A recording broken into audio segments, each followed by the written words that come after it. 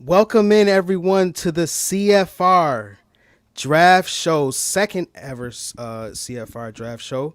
Today we have a show devoted all to the defensive ends. We will be discussing our favorite defensive end prospects from the 2021 NFL Draft. And today we have our CFR Draft team. I want all my guys to go and introduce themselves and tell the people where they can find you before we get right into this. So we're going to start with our newest addition, Thomas Frank Carr. Tell the people where they can find you. What's going on? You can see the Twitter handle right there at Thomas Frank Carr if you want to follow along. Greg, the sports bully. Yeah, that's it. You can find me on Twitter at the Sports Bully 1. Putting up some content there as often as I can. So you check me out on Twitter, the Sports Bully 1. My dog. What's up? You can find me right there. It says it at CFR Mud Dog, man. On Twitter and on Snapchat. Yes, sir. Now that you know who will be discussing the content, let us not hinder this any longer and let's get right into it. So, the first defensive end prospect that we are going to be discussing today is Wake Forest's defensive end Carlos Basham. Now, when I watched Basham, the first thing that jumped out to me was his explosion. He is a big guy. If I'm not mistaken, he is 6'5", 285. And the fact that he can get off the way he can at 6'5", 285, he is almost a defensive tackle playing defensive end. So, Mud Dog, tell me, what did you think of Carlos Basham when you saw him this season? Well, first off, you're getting a pretty decent-sized guy with Basham. He kind of reminds me of a guy named Cam Jordan. I'm pretty sure you guys all heard of. But one thing I noticed that really popped out to me was how active his hands were to get off the blocks. He has very active hands. He knows how to use them, defend, hand counters. And then he's got some of the best rip and swim moves in this draft, in my opinion. He's got really good rip and swim move. And he has that second burst to get to the quarterback. He sees he's getting close, and then all of a sudden he just hits that turbo speed and you get to it. One thing that I would like to see a little bit more out of him is I would like to see a little bit more sink in his hips when he comes up with the swim move. He kind of uses his balance. I would like to see him sink it in and finish that. And I think he's a solid prospect. I think he's like a late first, maybe second round guy. I think he'd be a decent fit in this with this football team.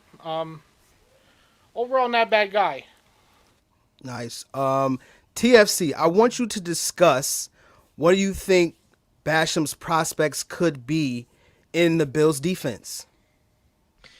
Well, I think he's got a little bit of versatility to play inside, outside, which he did at Wake Forest. So if you're looking for a guy that can kick in and play in like a 3 defensive end rotation on third down pass rushes, I think he's got some of that juice. But as Madog said, he's got that burst to the outside. I don't know that you want to put him on the inside a lot when you want to get to the quarterback. My biggest problem with him is I feel like he doesn't have great contact balance. If he doesn't win the rep initially, he really stalls out. So I have a problem with the fact that he's 280 something, but he doesn't have great core strength. Like I feel like he's really kind of like carrying all that weight in his upper body, which the problem is like he tapers at the waist, and I don't feel like he has the same strength as some of the other guys we're going to talk about tonight, where they're built from the waist down. They got that thickness and power. So his 285, that's my biggest problem is if you're 285 and you're strong and you're thick and you're powerful, Cam Jordan like that, like that's good. But Basham, I feel like he would need to trim weight. They'd want him to come down probably about 270 and play a little lighter and see if they can get even more power out of him, a little more speed to the outside as just a regular base defensive end. Yeah, I think I'm with you there. Like I said, playing at 285, like I said, that's too close to defensive tackle weight for me. So I'm right there with you. So, Greg, we know you got some strong opinions about Basham, so let him rip, man. I mean, everything everyone said so far about Basham, I agree with. There's nothing that I would say I disagree with or I strongly disagree with it at all. It's all definitely makes sense to me. He's my fourth-rated defensive end. So what I like about Basham is his size and his strength, and that he's able to play with such power. He's got a lot of refinement to his game.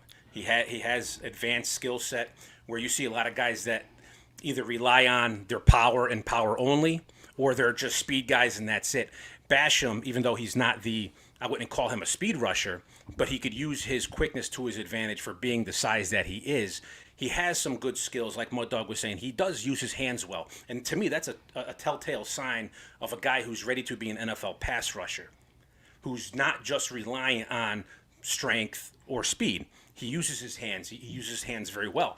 So I think you look at the combination of him and say, okay, here we have a large-bodied individual who has a good set of pass rushing skills. But my hang-up on him is I don't think he has that second burst. I know you guys talked about he's got that second burst. I don't see the second burst. I think he's very quick for a 285-pound man. I think he has a business decision to make. Does he want to be a defensive end, or does he want to be a very athletic defensive tackle? I think if he's going to stay outside, he's got to drop some of that weight and be able to play with a little bit more agility, because someone touched on it earlier. He does tend to play a little bit stiff. And the other thing that I don't really like about him yet, and it's not something that would hinder his draft stock, is his counter ability. He does present great moves off the rip, and he has a plan, but when he gets stuffed or he didn't win with his power or his speed, he tends to be a little heavy-footed, countering and making a move off of that. But other a lot than of that, shoving involved. Exactly, he gets into a lot of likes to shove. He gets into a lot of line of scrimmage wrestling matches and stuff. So that's a hang up on him. Other than, like I said, other than really having a defined position of what he is, I don't have much to knock on his game. I think personally he would benefit more from dropping a little bit weight, playing a little bit slender, keeping that strength, and being a more formidable defensive end than he would kicking inside and making a career out of that. But having the versatility to do it is great. Do you think he can play defensive tackle? I don't think, like I said, we sit out here and we say these, just bump him in, bump him out. It's a different game inside. Look at Ed Oliver moving in, literally from the 3 technique to the 1 technique, and how much that affected his game. Yeah. So just to say, he's big, he can come inside. I don't think it's that easy of a transition. And the film I watched of Basham, I never really seen him bump inside. He was primarily out on the edge. So to say he can do it, that's, I guess it's not really in our cards to say that Basham can do it, can make that transition seamlessly just because he's a big dude. But how he fits for us, I know before the show we were kind of debating back and forth about a strong side or a weak side end with Epinesa. I believe we have a Basham style in Epinesa, but if we drafted him at 30, I wouldn't be upset at all, because I think we're still getting a very premium defensive end prospect. So I don't think he's the ideal fit of what's available around 30. But if Bean saw something and liked it, he knows a hell of a lot more than I do, and I would be happy with Basham at 30, 100%. All right, That's so exactly I have a where. question. Coming out Yep. right now, if you were to look at him, do you think he a 4-3 defensive end, inside of 4-3, or what do you think about that 5 technique and that 3-4? I don't think he's a 5 technique. I don't think he can anchor. I think he's strong for a guy that plays edge, but I don't think he's strong enough to anchor against double teams and to be able to beat the tight end tackle combo. I think he's a little overweight. Like, truthfully, I think that he needs to, like, as Greg said, I think he needs to drop weight and he needs to play a classic defensive end. This is a guy who came in, I think, like 225 or something like that, maybe like 220 in from high school, and he's just put on as much weight as possible. I don't think it's all good weight though. I only asked that because that's one of the biggest debates I see a lot of people asking about Basham. Is he that 5 technique? Is he going to be able to can he move inside, or is he a 4-3? So, thank you. So my next question is, and this is where we'll wrap up on Basham. Do you think, I know Greg kind of already touched on this, so TFC and Mud Dog, I want your opinions on this. If the Bills were to draft Basham at 30, would you think it was a great pick? And if so, if it was a great pick, do you think he can be that pass rusher alongside Jerry Hughes that can get it done in his first year? I'll let you go first. I myself, I think it depends on who's there at 30 for me to have to say if it was a good pick, if it's a better value or a better player. But if we were to get him 30 and he was one of the better defensive ends still there, I'd be fine with it. I think he'd be able to fit right in with this defense event line. I think he'll be a nice rotational piece and eventually a stable piece. He's got some things he's got to work on. A lot of these defensive ends in this draft, in my opinion, have some development stuff to work on. This is a very developmental draft, in my opinion, and it's a bad year to have this type of draft with the question mark about the salary cap and everything. But yeah, I think he'd be a good fit, and I'd be okay with him at 30. No, I think he's a late second, maybe top of the third sort of guy. I think if you pick him there, you're saying I want a guy who's ready to play right now, who can give you some immediate returns, but you're not looking for a guy with upside. You're not looking for another great defensive end to pair with Epinesa or whomever on the other side. I think that you're kind of passing over guys that have more talent for something safe, and I don't think that's the right pick at 30. And that is exactly what I was going to say.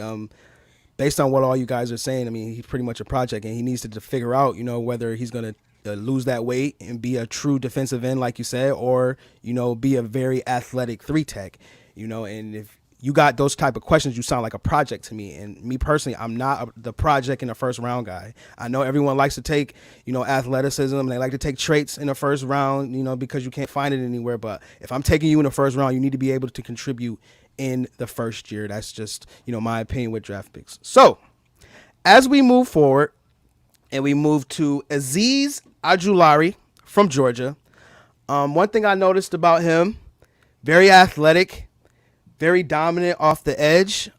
He is a tweener. Me and Greg were discussing before this live show whether he was a outside linebacker or a defensive end. A lot of places have him listed as a defensive end. He has a 91.7 true pass rush grade. That's actually doggone near. That's impressive to have that type of pass rush. And then he has almost a 25% pass rush win rate.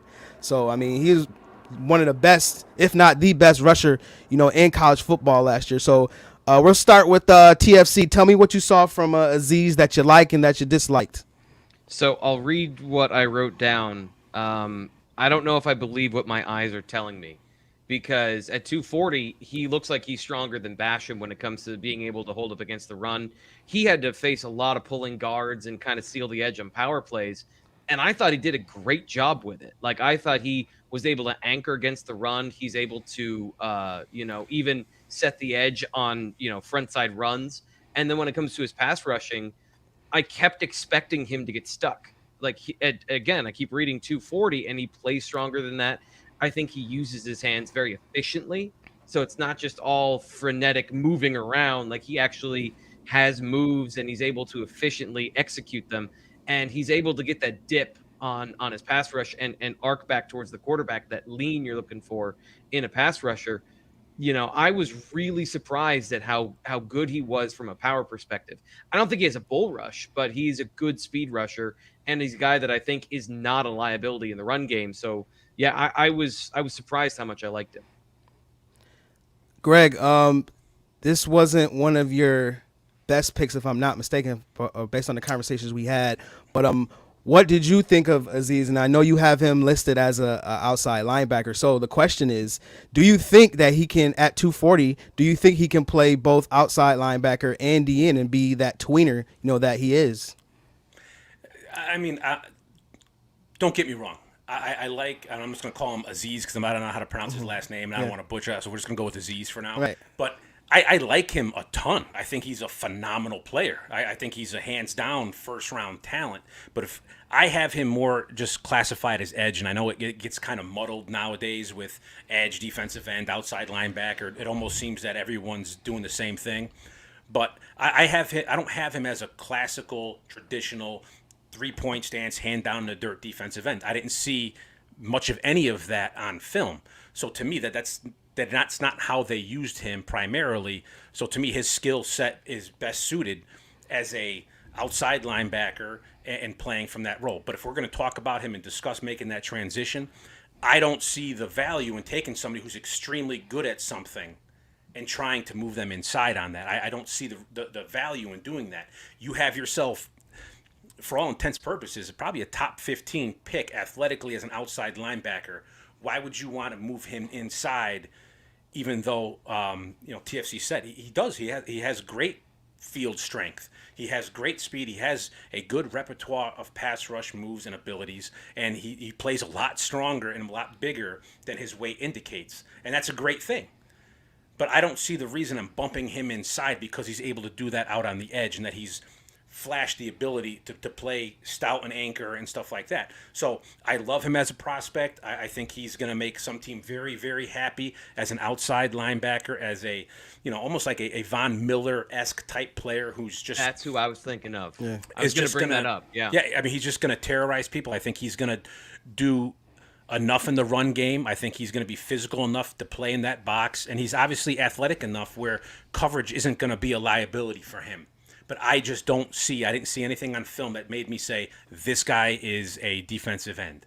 I think he's going to be that category of edge players. That's where I list him. Phenomenal player. I think athletically, what he did statistically, his production value, all the things that we just talked about, he's a top 15 pick in my book. I just don't think he's a defensive end. So here's my next question. Why...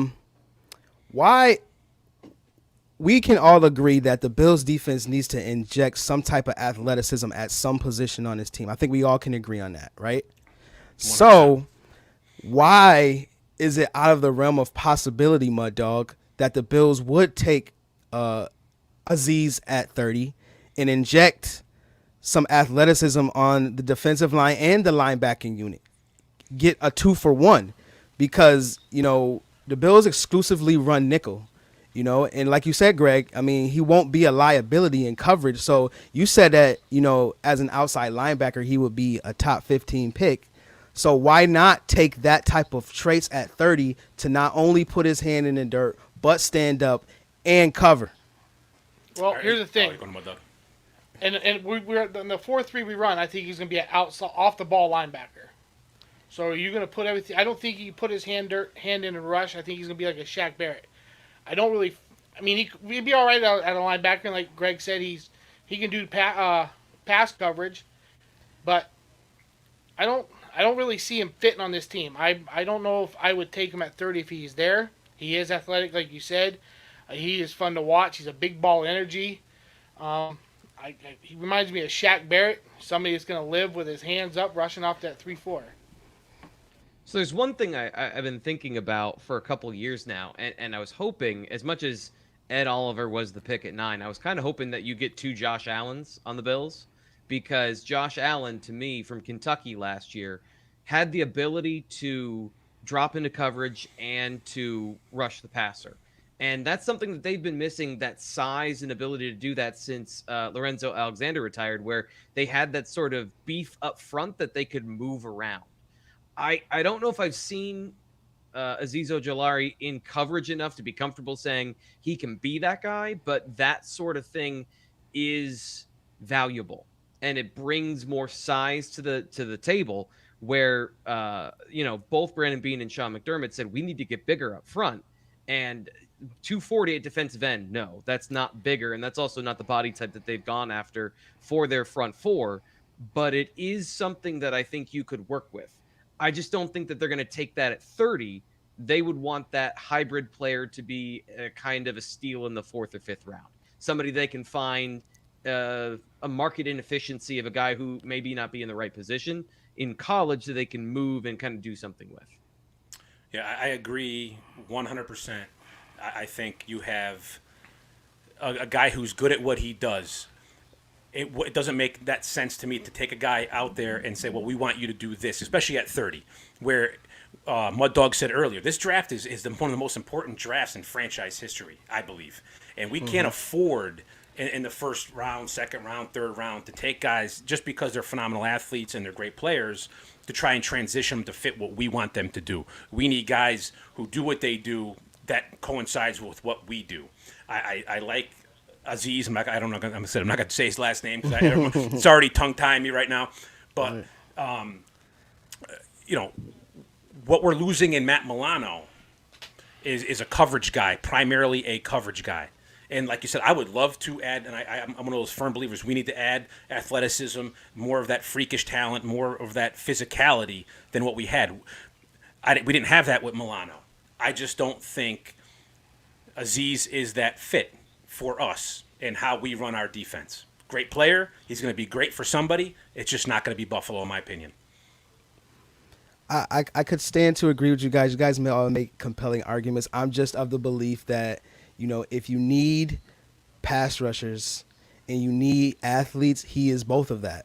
Now, he can't play with his hand in the dirt, but he can get after the quarterback, and he's super athletic.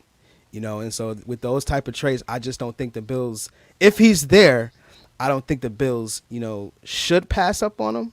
I'm on the cornerback train, but if he's there, they must seriously consider. They have to seriously consider, taking a guy like that, even though he isn't the best fit for the defense. So, as we move along, and we're moving to Rashad Weaver from Pitt.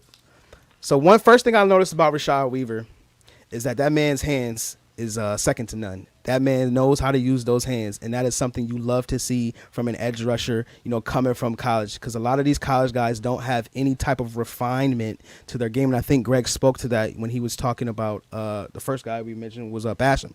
So that's one thing, but the thing that I did not like about Weaver is the fact that I don't think he had like that twitchiness, if you guys know what I'm talking about. Like, he didn't have that burst, that you like to see from a defensive end. They have PFF does have a 3rd round projection on him.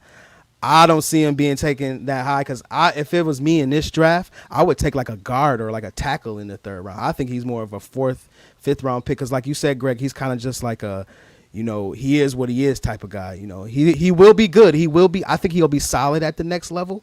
I just don't think he's a game changer, but he definitely has some traits you can work with. TFC, what did you think of Rashad Weaver when you watched him? He's good. Like, he's what you want. Like, so the funny thing is, like, you were mentioning taking a corner in the 1st round. Well, Brandon Bean mentioned how much he liked Dane Jackson from Pitt, another guy from Pitt. They have a similar defense, and I think that's important. You're talking about transition and knowing what you're getting out of a guy because you saw him in a similar system. Pitt kind of has the same thing of they want physical front four that can both stop the run and rush the passer, and that's what Rashad Weaver is. But that's also what they have, and that's the Mario Addison sort of thing where they've got all these guys that are good physical, run defender first, power guys, and that's what Rashad Weaver is. So if you want more of the same, just younger, then sure. But if you're wanting something more and a more complete guy that can be that guy to take the torch into the future, it's not Rashad Weaver. What you're saying is, when you take him, we just want a guy to fill in the rotation down the line, and we're focusing on other positions in this draft because we're happy with whatever we get, whether or not they get J.J. Watt, they're just going to run it back with the guys they have now. If you draft Rashad Weaver, you're saying we just want to plug a hole. We're not looking to make the position better. And to your point, TFC, and to Greg's point, to merge the two, Greg said that this is probably the most important draft for the Buffalo Bills in the past 10 years. And so this pick, if they were to pick Weaver in the first, second, or third round, that would scream to me, like you said, TFC, I'm just trying to be safe, and I know what I'm going to get from him. That is not like a splash pick that they need to make. So, Greg, what did you think of Rashad Weaver? And realistically, where would you take him if you were Brandon Beane? All right. I mean, with Weaver, he wasn't originally really on my radar. I came on him watching Patrick Jones.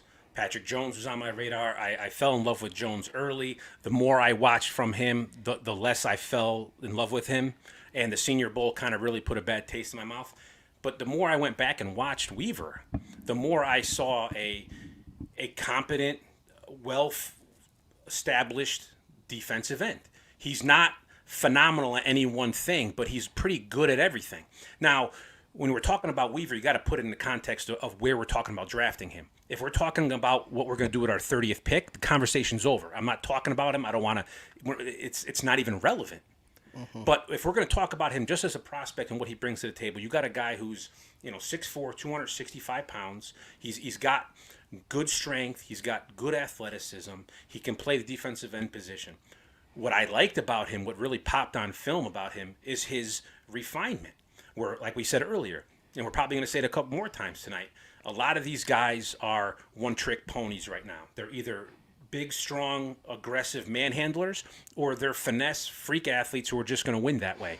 He's kind of good at both of those things. He's, like I said, he's not excellent at either. He's decent at both. So projecting him, I would say, I think the earliest you could take a Weaver, depending on what our board looked like, would be the third. Now, a lot of things go into play there, but I could see if he came off the board to us or somebody else in the third, I wouldn't be like, what just happened? It wouldn't be like E.J. Manuel in the first round where my jaw just dropped and I almost had a heart attack. That's not the kind of pick I think he would be in the third.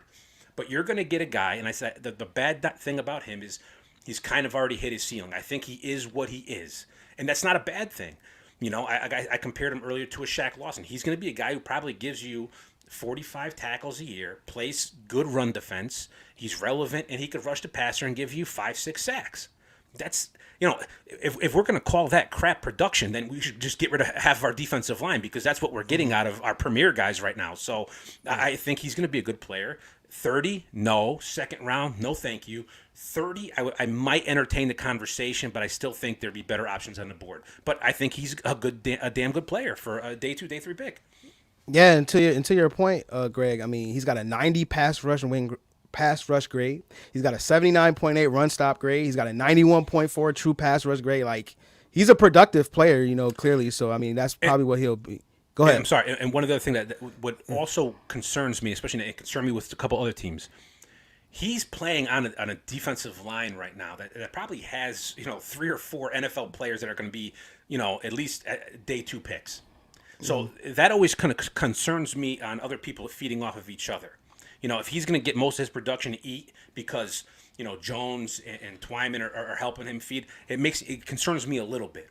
I think that's another thing to take into consideration when you're looking at any of these dudes that we're probably talking about tonight, except for Basham, because I think he primarily did it on his own. But the Miami guys, the Georgia guys, the what's his face there, Penn State guy. Yeah, sorry, those guys were all. Those guys were all helping each other eat to an extent. So I think that's got to be taken into consideration when you're evaluating. I think a good example of that. Sorry. Yeah, go ahead. A good example of what Rashad Weaver is when you watch the Notre Dame film, Liam Eichenberg just handles him. Like, he doesn't get a lot of production on that side. Flip to the right tackle, who is not good, and he eats that guy up. So, like, he's going to be your second pass rusher that can get against your weaker tackle, but he's not going to be a guy that wins every alignment, and he's not going to win every battle against quality blockers. I think that's pretty fair. Agree. My dog, what was your analysis of Rashad Weaver? I pretty much what my man Tom TFC just stole the words right out of my mouth. I'm done Sorry about speaking. I'm done speaking after these two guys. Jeez. No, I think Mr. Weaver is going to be that Mr. Consistent. He's not going to blow you away. I do like him more than his counterpart in Patrick Jones. One of my favorite things about Mr. Weaver is the angles he takes. He's a really good angler taker. He kind of reminds me of Kona Ely when he came out. But he doesn't have that like burst of speed is an issue with him. And he lacks that burst and flexibility you want. So I think he's going to be like that choo-choo train that just tugs along, doesn't do any more, doesn't do any more less. And I don't think we need that on this team. We need somebody who would come in and get us some sacks and awesome production. I would agree with you 100%. But I want you guys' opinion on something. It just popped in my head, and this is no pun intended. Does he not remind you guys of Curtis Weaver last year from Boise State? They're like exact like carbon copies of each other. Hey, I'm still high on Curtis Weaver. I thought he had the most potential at a lot of those defensive ends. I know you guys don't like that word potential. I really like Weaver. I think the Dolphins messed up by letting him grow, and I think the Browns got a good guy, and you're going to see him. You're going to see Weaver come on the scene next year for the Browns. Yeah. So, go ahead, Greg. No. I mean, he like I said, I think if you're going to look at the other Curtis Weaver, he was one of those guys who didn't do anything great, but he wasn't horrible at anything either. So, like I said, when you're talking about Weaver or both Weavers for that matter, both Weavers, yep, they're consistently average, and yeah. they're pretty good, and they're dependable, and that's not a terrible thing. It's a good thing for what value you take them at. If you take a Weaver, or, Rashad Weaver higher than he should go, then that detracts from the value. But if you're going to take a guy who's a consistently good football player and probably doesn't need a ton of work at the NFL level because he has some good pass rush and he understands his capabilities, and you took him in the 4th round, early in the 5th, you're getting great value there. But for what we need, if you took Weaver with the intentions of bringing in a dynamic pass rusher who's going to give you 10, 12 sacks a year, then you just blew your draft, bro. Mm-hmm. Yeah, I think if you take Rashad Weaver in the 5th round, you got to steal. And the 4th round, quality pick. The problem with Curtis Weaver to me was these two guys, if you want to compare them, they both slip blocks well. But Curtis Weaver did it with speed. Like, he just could slip around anybody. He'd dip around the edge, get to the quarterback. To me, the reason that he isn't successful right now clearly is because if Brian Flores doesn't want you and you're that talented, it's because you're not working. So but he also got hurt. Yeah, he did. He got hurt in the preseason, but you don't see guys that just get cut when they get hurt. That's what I'm saying is like something was not right there.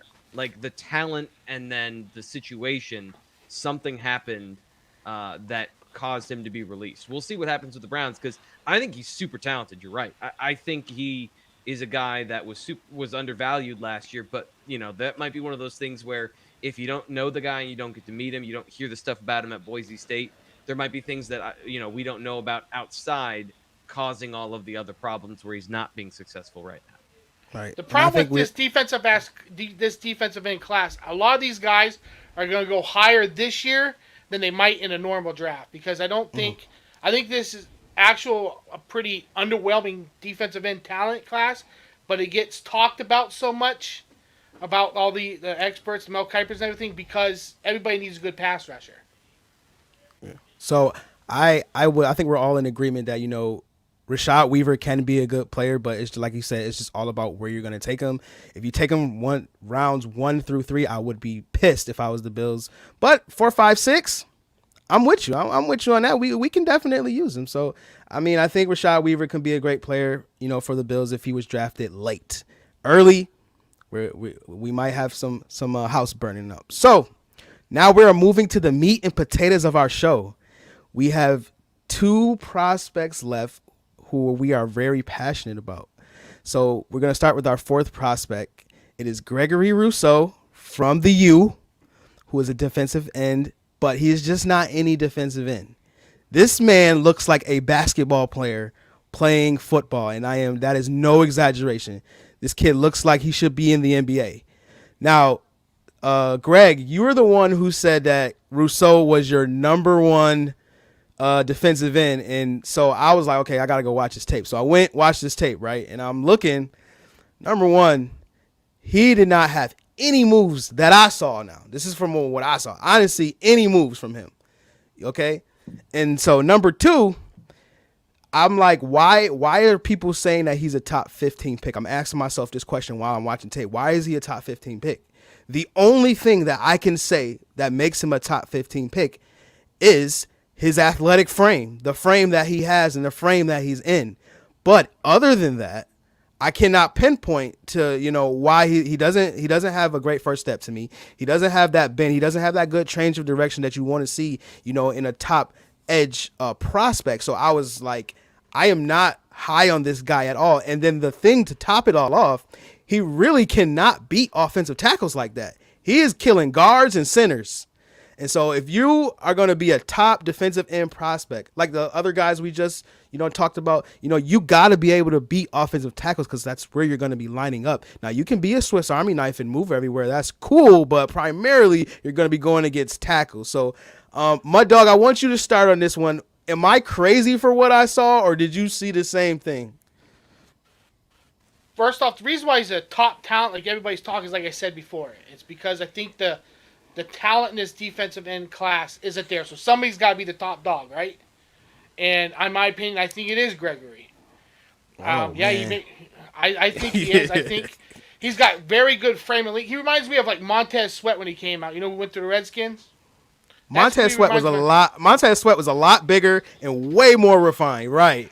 He was way bigger, way more explosive also. I'm talking about his pass rushing skills. He may not have all the repertoire, but the drive he gets to the quarterback reminds me of Sweat. He had that no stop. I'm going to get to the quarterback. And to me, he is that Swiss Army knife. He's versatile. He's somebody you could bring in. I think he could play the 4-3, or he could put his hand in the dirt. He could rush from both, in my opinion. He is got the most natural raw talent in this draft, in my opinion. And once again, I know I keep saying it because I say it with all these defensive ends in this draft. He has potential. The potential's there. You see it. All these guys, in my opinion, none of these guys are going to come in, and there's one guy in particular I think it will, and it's not who you think it is, that could come in day one and like, this guy's it. These all guys have to work on certain things and are going to be developmental, in my opinion. See, that's the thing though, Mud Dog. Like, you need to keep saying that because I have to keep in remembrance that he's a project, and I'm trying to project. I guess the only thing that got me was because Greg said he was the best his number one prospect. And so I'm like, number one prospect. Whoa. So TFC, I want you to comment on what you saw from Rousseau. And me personally, I'd be pissed if the Bills took him at 30. But how would you feel if the Bills took Rousseau at 30? First off, I just want to compliment everyone on the pronunciation of repertoire tonight. We have killed it. Everybody's been doing a great job. So everyone, yes, sir. Very good. I'm with you, EJ. I really don't like this guy. For the most part, I think he's got a good bull rush. So he's violent. He's got heavy hands. Like, he plays hard. I'm not taking any of that away from him. I think his production was based on a really crappy schedule, and I'm saying crappy because I don't know what our FCC sort of thing is here, because it was really bad. Like, 9 of his sacks came against Duke, Pitt, and Florida State. And Florida State is terrible. Like, the worst just offensive line in college football. Awful. And yeah, he got a lot of those They were on sacks. everyone's highlight film this year. Exactly. And a lot of, as EJ said, a lot of that production came against the guard and the tackle and the running back. And I don't see the explosion with him. I think he's light looking at 253 pounds at 6'7", completely unrefined. And I think he's content to be blocked. See, this is the thing. This is one of those guys where there's too many expected plays. I'm supposed to be setting the edge, so I'm going to set the edge. I'm not going to try and defeat the block. I'm just going to make sure that I hold my gap. And while you want to do that, and I don't want to say like you should be out of your gap and you should be freelancing. You need to be the best defensive players think of the block as an obstacle, not as their job. And I get a lot of that from Rousseau, where he knows I need to be here, so I'm okay being blocked because this is the part of football that I do. And, if there's upside there, I need to see more football intelligence on top of the physical stuff. And I don't see that from his mentality of defeating blocks to how he defeats the blocks. So if he's at 30, no, no, no, no, Right. no, no, no, Yeah. please no. So Backbone 5 just said he would be a great second round pick. I would be inclined to agree with you. I before you go, Greg, I just want to say that I'm not gonna sit here and bang on Russo because he actually, if he could ever figure out how to consistently use those long arms to win in pass rush situations and run Oh yeah, situations, then and only then will you get yourself a nice defensive end. Then I can see where you're coming from, Greg, but I did not see that too often. The first game I watched from him was against Louisville, if I'm not mistaken. And like I said, most of the plays that I saw from him were made in the interior. Again, head up at zero tech. But you're drafting him as a defensive end. That's where the majority of the plays that I saw from him were made. So I don't want to sit here and bang on him. If he could ever, he said because he was on a 2-for-1 drafts podcast with Austin Gale and Mike Renner for PFF, and he is down currently in Pensacola, Florida, working on his moves. He said he's working with Chuck Smith, and he said he's learning the long arm. And I said if he could ever master a long arm move, then Greg, then you are right. Then he could be that number one defensive end prospect that you say that he is. But now you can tell us why you feel Rousseau is the number one prospect. All right, so my mother always told me, if there's something about you that people are going to make fun of it yourself, and it'll lessen the blow. So let's talk about what's not good about Rousseau. He didn't play in 2020 at all. He's only had 1 year of actual valuable production, of actual film to break down. He's athletic, he's big, he's got a lot of potential. You're right, he's not a refined pass rusher. He struggles doing certain things. A lot of his production came against crap teams, and a lot of his production came from playing off the interior and beating guards who aren't adept at playing against his type of speed. So with that being said, everyone's hit on it. This is not a great class. It's not a deep class. So he originally wasn't my number one prospect, but the more I looked at him, and I've graded him the number one player based on potential. And I hate to do that. It's a dangerous thing. It's a risky thing. But I think there's enough stuff there, considering the class around him. I don't think there's anybody else. If there was somebody else that we would be barking his name out right now is, how could you have Rousseau 1? It should be this one. I think it's a very average class at the top. So to me, Rousseau presents the prototypical edge rusher when it's all said and done. He's got a lot in his toolbox that needs to be. He came into college as a receiver.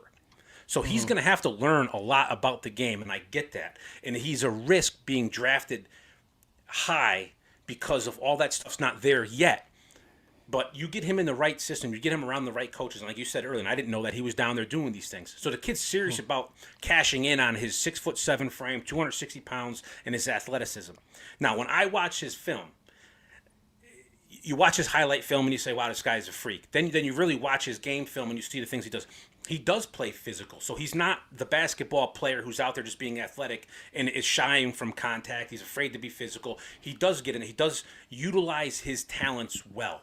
So when I'm looking at him, I see the coordination. I think he's got a very good get off, and I think his get off is enhanced because he's 6'7", and his one step is taking up 5 yards, where the average guy's first step, he's barely breaking the line of scrimmage. So he's gaining ground off of one step, and I think that in itself is an attribute that you can't teach, because you can't teach size, and he has that. He is athletic. So why do I have him at 1? It's based on 2 things. I think he has the most upside and the most potential of any defensive end in this draft, and that he's also being paired with a rather weak class in terms of premier talent. So we can go down the list of top 10, and there's probably not much debate, in between, 1 through 5. So I think Rousseau, if he ended up to us at 30. Now, when I say he's number 1 defensive end on my list, does not mean I want him at 30. I think there's a difference there between him being the number 1 prospect and what he would do for the Bills. I think the Bills taking him at 30 puts us in the bind. We're now taking on a guy we got to kind of help progress. We can't throw him out there right away, and he's going to have to take time to develop, which we're in a win-now mode, and I don't think we need to waste time with a defensive end who's more of a project. So that's my argument with him, and trying to rationally argue why he's my number one prospect, and I understand the knocks on him. I see them myself. I just think based on his athletic ability that he's 6'7", 260 pounds. He's a very good athlete, and it's a shame that we're not going to have a combine because he's one of the guys I would like to see test because I think he would test very well. But that's why he's my number one prospect as an edge rusher for his extremely high ceiling. But I don't think he's a great fit for the Bills at 30. But I also don't think he's going to be there when we pick anyway. Yeah, he just like to circle back on what you said, his traits alone is gonna, someone's gonna take a shot on that. Someone's gonna say, hey, I can mold this guy into that top, pass rusher. So I'm with you there. Like I said, to reiterate, if the Bills took him at 30, I'd be pissed. But he does have physical tools and he does have physical traits. He has 1 year of production. I don't really like to see that, but it kind of is what it is with him. Number one defensive end prospect. I ain't with that. TFC, what you got, man? I was just gonna say Kwity Paye. Yeah. He is my number 2, and I think he's a better player. I think he'll be better earlier, but I think in the long run, I think the potential is higher with Rousseau right now, and that's why he's my number 1. That's it. Yeah. I got serious Nick Bosa vibes from Kwity Paye, where he's 272, he's thick, he's strong, he uses his hands as good as anybody we've talked about tonight, and he's precise. Like his ability to shed blocks both physically and with quickness, I think it's unmatched. He's got everything you want, including insane agility for a guy who's 275. So what you're saying about Rousseau, I understand, but I don't care about the difference between 6'3" and 6'7". Like the guy is thick all the way through. He's strong. He plays defensive end. Rousseau, you're saying he's going to get to 275 maybe, and he's going to be 4% better than Kwity Paye in the end, maybe 5%. But I am more confident in the outcome of Kwity Paye than I am of Rousseau. I can't argue that. Like I said, Kwity Paye was my number 1 for a while, and there's nothing to really hate about his game. Like you said, he's complete right now. He's a plug-in-and-play player at the next level right now, hands down, and he does a lot of things extremely well. He's like I say, you do get that Bosa vibe with him where he can play the run physical, he can stack blocks, he can shed, he's got the repertoire to get off and make.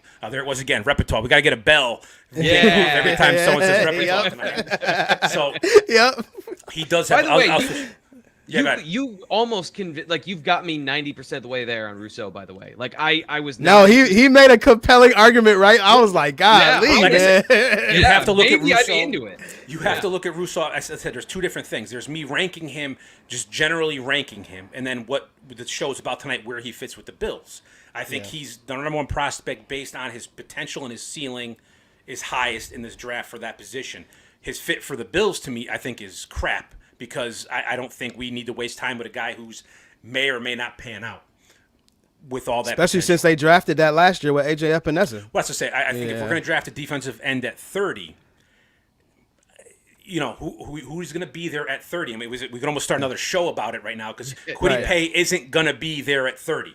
So who do you take at 30? You don't take an edge rusher at 30 because the value isn't going to be there. That's I guess in a sense that's what the show is about tonight. We picked a few guys and talked about where they would fall. Yeah. Kwity Paye is not going to make it out of the top 15. I would be absolutely flabbergasted unless he gets into a DUI or gets caught with a gun or something going on from now until then. He's not making it out of the top 15. Yeah. So, we need to, have our eyes on a pass rusher in the second and the third. I think that's where our value is going to be because we're drafting so late. Yep. So, a guy just put in the comments about Ellerson Smith from Northern Iowa. I just want to say he popped at the Senior Bowl. Eric Humphrey, he popped at the Senior Bowl, and I like him a lot. If the Bills could get him late too, I would definitely be happy with that pick. But as we move to our last pass rusher of the night, so just to give up all of the fans some to preference this and give y'all some backdrop, TFC has covered Penn State football for the last 10 years, right? TFC. Yeah. And Mud Dog is a Penn State super fan. So we saved this guy for last. Jason Owaye, did I say that correctly? Jason Owe. Owe. Like Okay, Jason. Oh, away. Yeah. okay, Jason Owe. I can't complete it or else it'll get banned. That's a trademark copy. So I watched. I had the pleasure of watching him during the summer. Actually, I didn't know I was watching him, but I had the pleasure of watching him in the summer. I had a lot of his tapes, and so I studied him, and I was like, what pops to me, and immediately what pops to me is his freakish athletic ability. He runs down runners on zone runs like I have never seen before a defensive end do before in college. That is in college, and that man's speed, chasing down tacklers, that athleticism is just different. Now, this is what I'll say about him. I didn't see the pass rush capabilities that everyone's talking about that he has. He did have some type of plan, and he did at least try. Now, that is a lot saying from at least a college kid that will at least give it a shot to try to get some pass rush moves in a pass rush plan. And I did see that from him. Well, however, what I did see from him was I watched his, I think it was his junior year, if I'm not mistaken, but he sucked in the run game. Absolutely sucked. And then the following year, he got a little bit better. So I can see why he is PFF's second overall defensive end prospect, because he has the upside, because he has the athletic gifts, because he shows some semblance of a pass rush plan. I can see why, he would be, their second overall defensive prospect. If the Bills took him at 30, I'd be like, I would like to see another pick besides away, but Mud Dog, this is your guy, so give us the rundown, Mud Dog. Give us the rundown. First off, I gotta do this properly. Yes, sir. All right, we are, baby. Jason Owaii is a guy who I fell in love with in high school when Penn State started recruiting him. Just going back and watching his tape. Very raw talent, freakish athlete, pretty big body guy when he came in, strong. Then he comes in. Hey, and as Thomas knows, that Nittany Iron Line, that ain't no joke. They work out there. They put on weight. And he's gotten better. He's gotten stronger. He is the Swiss Army knife in this draft. I think he could play 4-3 in our defense and the hands down. Or he could take over Milano's spot, an outside linebacker, and be the off-the-ball linebacker and blitzing. He's freakish athlete. I can't say that enough. I'm telling you, don't be surprised if this guy, if he ever gets time for his 40, he runs a 4-3. He's a workout warrior, like I said. He's very super competitive, high motor. The one knock I have on him, it's big, and this is what causes him his pass rush to go down, and he don't get there. He exposes his chest way too much. I think that'll come with time. I think just like everybody else in this draft, except for Quiddy, he's a project. But at 30, if he's there and my boy Xavier Collins isn't there, I'm running the card up. TFC, this is the guy. You've seen him. You've seen him from the beginning and you've seen him from the end. What is it? Let us know, man. So I don't want to repeat too much, but and I hate playing the Saquon Barkley card. Honestly, I really do.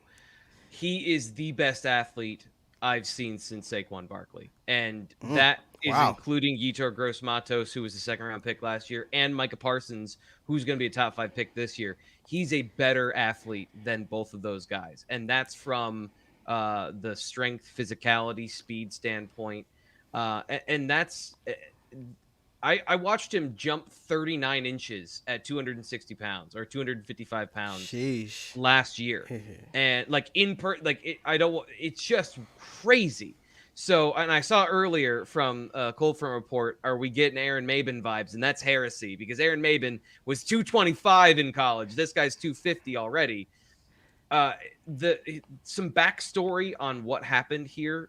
James Franklin took the COVID protocols very seriously. So the team didn't even meet together all year long from the minute they went into lockdown through the summer. And on top of that, Sean Spencer, his old defensive line coach, who was really highly regarded in college football, went to the Giants to be their D-line coach. So he never really got to meet John Scott Jr., his new defensive line coach. I don't know that he got a ton of reps and training to advance his pass rushing moves this past season. He got hurt, and then he had to shut everything down. He had a shoulder injury that I think limited him through part of the season before he even got shut down with the head neck thing he had. I think that there's so much untapped potential because when you watch, as EJ said, he attempts to move. He came in this year with a two-hand swipe that he did not have before. I don't think that he really gets how to use his speed as of yet. I think he still kind of runs himself out of a lot of plays, but there are flaws. You're right. At 253 pounds, I think at times he looks light. He's got kind of a thin frame. I don't know how much more he can add, but he's violent with his hands and he can play with power.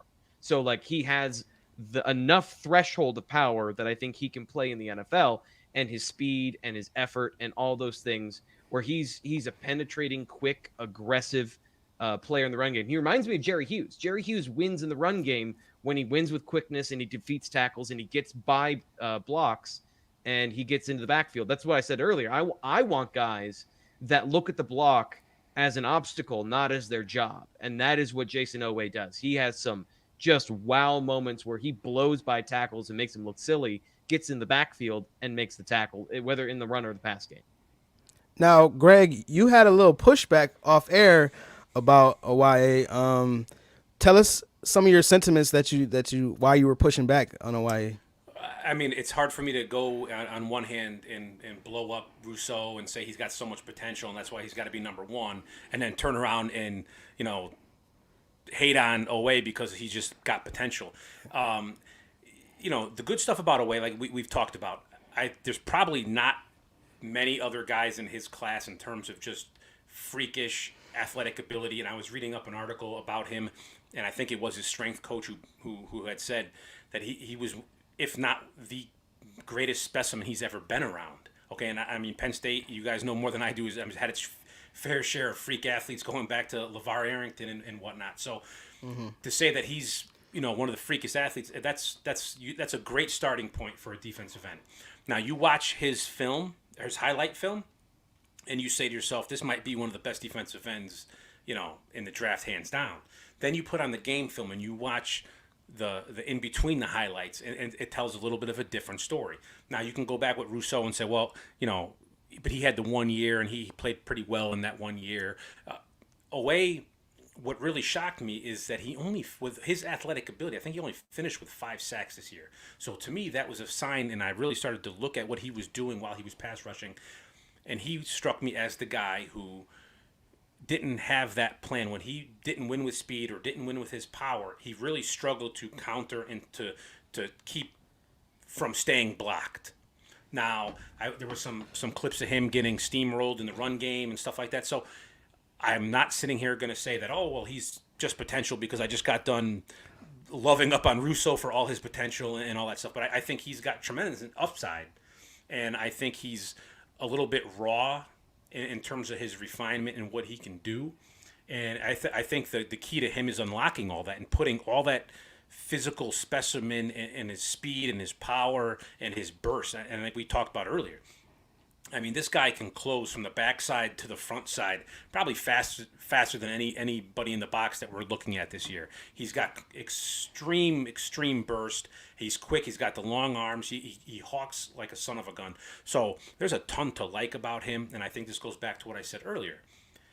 There's liking a prospect as we're evaluating our top 10 picks or who we rank, and there's liking a prospect as they would fit into Buffalo.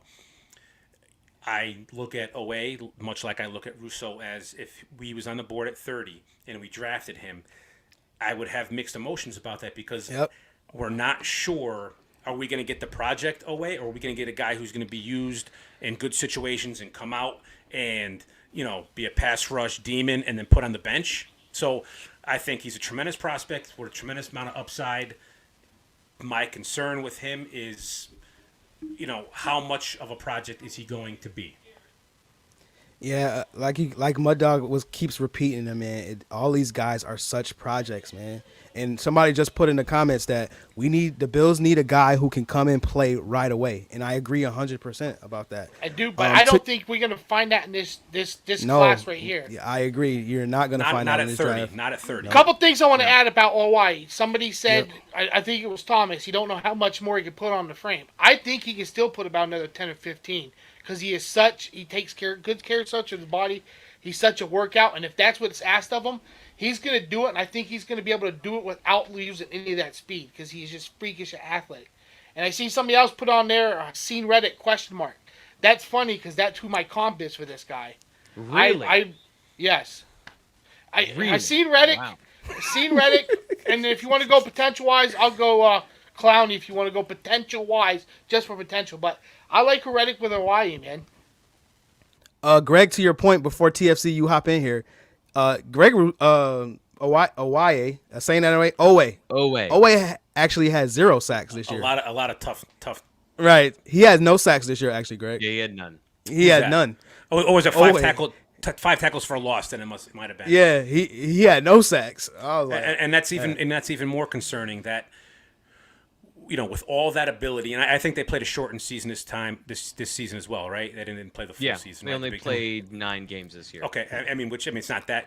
It's still plenty of time for him, and like I said, I'm sure there's a lot of contributing factors at a guy who needs the development, and he's one of the players that needed to be on campus and working and refining his skills, and he needed this off season probably more so than a lot of people. And to come out there, you could accidentally grab a sack, and a lot of people did. So that's concerning. Is that with all of that athletic ability, how do you harness it, and how do you get it to translate to the NFL consistently enough to warrant a 30th overall pick? So TFC, they want to know who your comp is for Owe. Javon Curse. I think the speed, the length, the size, they're all pretty comparable, all the way down to some of the weaknesses that I think Javon Curse wasn't the strongest guy in the world, but he used his speed and made power out of it, and I think that's what Jason Owe can do. And I think that there's a lot there, though, where you have a guy like Rousseau who didn't play this year, and Owe chose to play this year.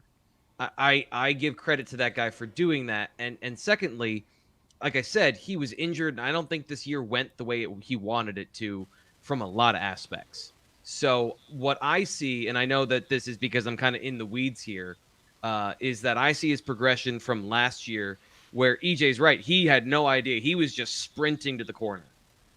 This year I saw a plan, and I saw marked improvement from last year to this year. Now, all of that got, marred by everything that happened in 2020. And at a certain point, that is an excuse. And he didn't play well enough this year. But I think if you look at who he is, and I've talked to him and I kind of know his personality, and he's a really hard worker and he's a smart guy. I'm betting on that upside because, unlike Rousseau, I see the explosion. I see the first step. I see the length. I see the violence in his hands.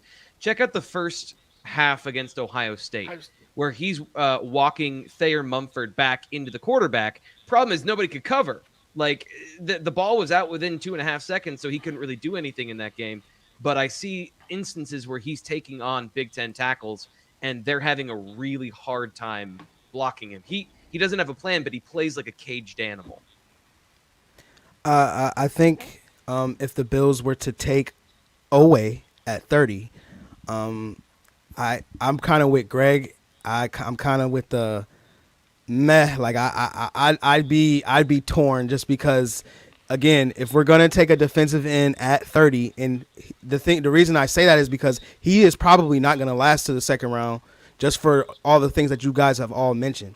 But if the Bills were to take him at 30, I wouldn't like that pick either. Just because, again, the Bills need to grab someone, that can play right away. And again, to all you guys' point, there is not one person in this draft that is prepared to contribute to a almost Super Bowl team right away. So yeah, I'm right there with you guys. So as we wrap up and we come to the end of our show, I want you guys to give 1 or 2 prospects from the defensive ends that you like and that the Bills Mafia should be aware of, that maybe the Bills will take late. I want you to give your 1 or 2 favorite defensive end prospects. We'll start with Greg. Yeah, breaking down it and trying to compile my top 10, I came across Wyatt Hubert from Kansas State.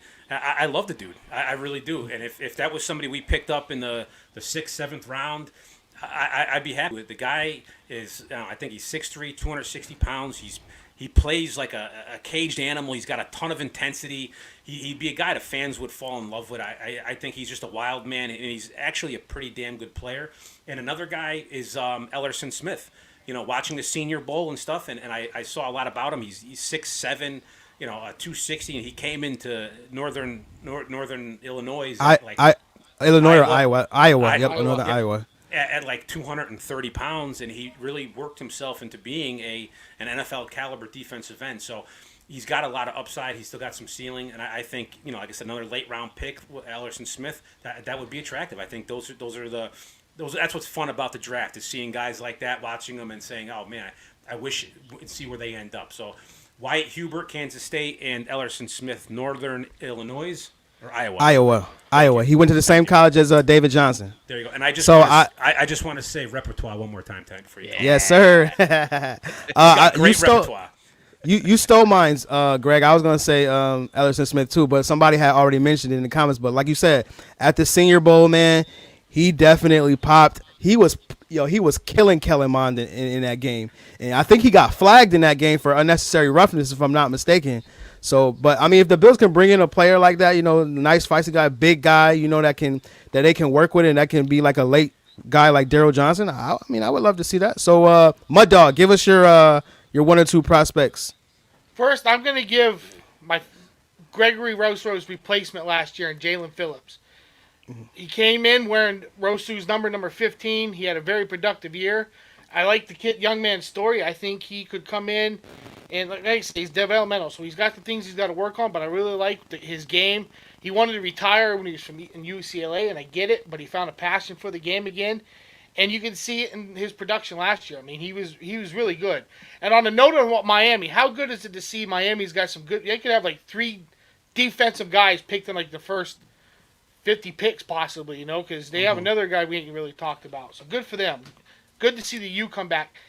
And you guys know I got to talk about – oh, no. Here's the homer pick. Oh, no. I ain't a homer. I'm going to say one thing real quick. It's not because I'm a Penn State guy. It's because I've watched these guys probably most than ever, but I fall in love with Shaka Toney, man. I think he is very underrated. I love the way he can read and react. You've seen that in the Senior Bowl. I love his drive. I just love everything about him. I think he'll be a later round guy, like in the 3rd, 4th, day 2 somewhere. I really like Shaka Toney, and it's not because he's a Penn State guy. I just love everything about his game, and the potential's there, in my opinion. I keep saying that. The potential's there. TFC, who's your guys? Who are you looking at in this draft? Well, I'll take Mud Dogs. How about that? I love Jalen Phillips, and I also have a slight man crush on Shaka Toney because he works harder than any of the guys I've seen in a long time. Where he came in as a 197-pound defensive end, he got up to 250, but 240 something, let's call it. Right. And he built a repertoire of I ruined it. Yes, sir. Of pass rushing moves. My guy's Jordan Smith of UAB. He was a 4-star recruit that went to Florida and then had to go to JUCO and then went to UAB. He, is one of those guys that it took him a while and then he realized he loved football. He's a super professional player, but at 6'7", I don't know how strong he is or how explosive he is. He's another one of those guys. If you're getting him, you're looking for a rotational guy that you can plug in and get some pressures out of, but he's not the future of the position. Malcolm Kuntz out of UB, I think he's super interesting as an athlete. He's super fluid. He can drop and cover. He can rush the passer. But again, he looks like he's undersized. I would be curious just to see if you can get him to 260 and make him, an edge rusher, or what you can do with that guy, because he's athletic. You can get him in the 7th round or an undrafted guy. I think that those are the things you can build on and find those guys that slip through the cracks. And see, the reason we give you guys these later picks is because these are more realistic for a team like the Bills, who are picking high in the draft and are probably not going to be able to get the top guys. We just chose these guys today because there's some of the names that the Bills may be able to get. But, I mean, these later round guys that they just went through are more of realistic picks that the Bills, could make. So again, I want to thank, all of our viewers who've tuned in and watched us talk about, the defensive end class, defensive ends, we like in this draft. I want to thank all of my CFR draft guys. We all have been working really hard, so it's nice to see when we, come together and can do a show and talk about what we love, the draft. So I want again for everyone to tell the people where they can find you. I know they can see our Twitter handles at the bottom of the screen, but I want people to know where they can find us and where they can interact with us. So we'll start with you, Mud Dog. Let the people again know where they can find you. You can find me at CFR Mud Dog on Twitter and Instagram, and on Facebook. I want to take a quick moment, real quick, if I can. I want to wish a speedy recovery to my wife, who had a really bad Achilles injury, and a very special well wishes to my sister-in-law, who is battling metastatic stage 4 breast cancer right now. We got some bad news. It has spread to her ribs. It is all through her bone. Prognosis isn't good. I just want to tell her I love you, sissy, and you're my hero. Yes, sir. Definitely keep you in prayers. Yeah, go ahead, Greg. I'm sorry. At the Sports Bully 1. You can catch me on Twitter and putting up all my content over there. I'm on Facebook as well and on YouTube. So the Sports Bully 1, you put it in, you'll find me. TFC. At Thomas Frank Carr on Twitter is primarily where I do my things. I'm terrible at social media elsewhere, but I do Twitter a lot. A lot of obnoxious GIFs, and then a lot of posts of cool things like Quiddy Pay, dominating Minnesota. So you can find me there. And also, if you have a subscription to Rivals, I write for Blue White Illustrated on Rivals here in State College. Nice. So now that you know where to find everyone, if you hate what we did, if you love what we did, interact with us and tell us. And then you can find me at edaniel77 on Twitter, because that is the only place that I am active at. So again, I want to thank you for watching. Thank you for supporting us. And I think the next position group we're doing is defensive tackles, if I'm not mistaken, right? Yep. That's defensive it, tackles next. We're going in the trenches, and we'll be talking about our defensive tackle prospects that we like. So again, thank you for watching, and y'all have a great night, Bills Mafia.